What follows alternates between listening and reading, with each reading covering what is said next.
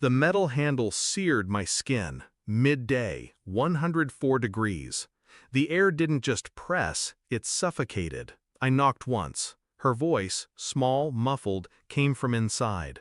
When she opened the door, the heat poured out like breath from an oven. Her face was flushed, hair plastered to her temples. Behind her, bare walls, a cot, a dead fan, and a plastic jug half empty. It smelled like baked dust. "Why are you in here?" I asked. She looked at her feet. "They don't allow non-family members in the house." The house, 10 steps away, sat cool and shaded. I could almost hear the air conditioner's hum through its walls. Something in me stopped moving. Not rage. Rage moves. This was stillness, the kind that sharpens. "Pack your things," I said. She hesitated. "Now." When she stepped into the sunlight beside me, I didn't glance back. We weren't coming here again. We drove without words. Her hands twisted the edge of her shirt like it might unravel.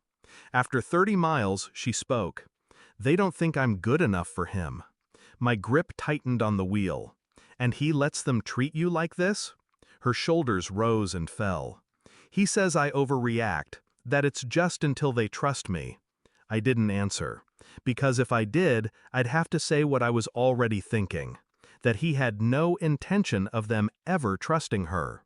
The shed, the rules, the way she couldn't even step inside her own husband's house without permission. This wasn't a sudden cruelty. It had roots, and I was already tracing them back. The first step was quiet, always quiet. Calls to friends, old wedding guests, someone in the clerk's office who owed me. Pieces surfaced.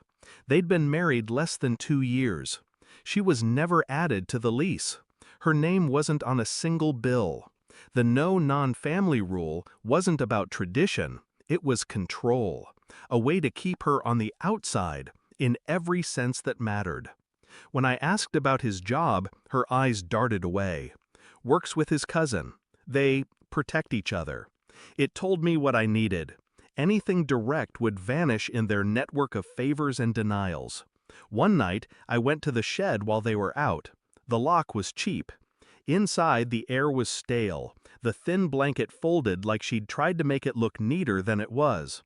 A single shelf held her clothes, stacked so small it was like she was apologizing for taking up space. I took photos. Every corner, every blister in the paint. It wasn't neglect, it was calculated erasure.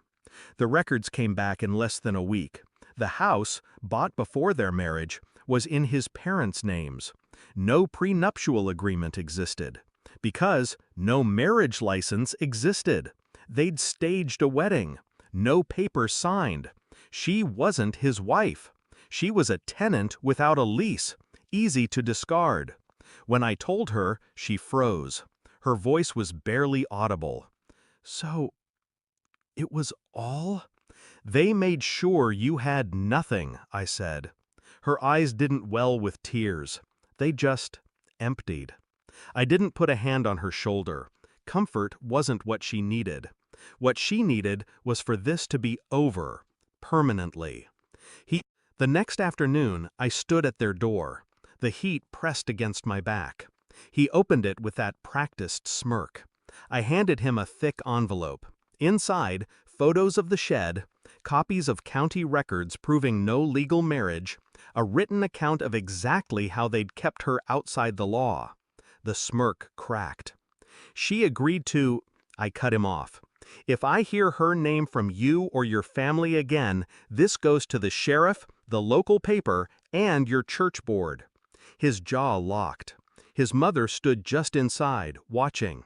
"You think you can—" I stepped closer. "I already did." Then I turned. I didn't need to see the rest. 3 months later, she has her own apartment. The laughter is back in her voice, lighter, but with steel underneath. He hasn't called. His family hasn't either. Silence is the one thing they do well. I keep the photos of that shed. Not to remember what they did. To remember what I took her from. Rescue isn't about storms or shouts. It's about cutting every escape they think they have and leaving them to face themselves. I didn't save her with love. I saved her with the truth.